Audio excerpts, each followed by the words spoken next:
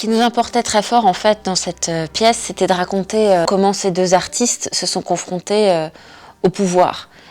Comment ils ont été censurés, quelle a été la relation au pouvoir, relation très très complexe puisque à la fois il y a une relation de protection avec un vrai lien avec Louis XIV pour Molière, avec Staline pour Bulgakov, et en même temps une relation complexe de censure, d'interdiction, de nécessité d'aller toujours faire voir quelque chose de bien, de compromis, réussir à vivre. Mettre en parallèle les deux, chose complexe. L'idée c'était vraiment de rentrer dans la fiction à la manière de Bulgakov, qui est une espèce de rapport fantastique russe, et à la manière de Molière, qui est le rapport au baroque du XVIIe, de mélanger ces deux univers pour créer une fable. D'un point de vue dramaturgique, c'est vraiment la logique, je dirais, du rêve qui nous a guidés.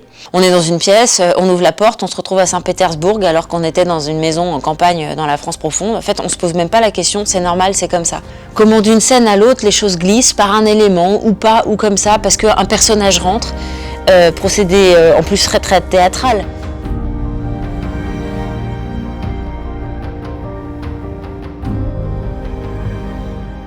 Arriver ici et jouer Molière dans la maison de Molière, bon, c'est pas du tout de pression évidemment, c'est très tranquille, apaisé.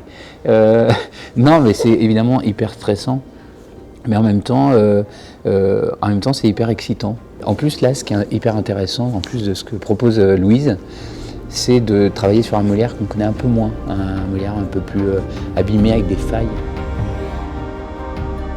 Ce spectacle, il est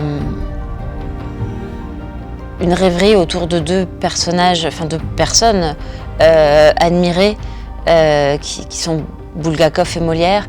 Mais je crois au-delà d'eux à tous ces poètes qui ont fait de la résistance.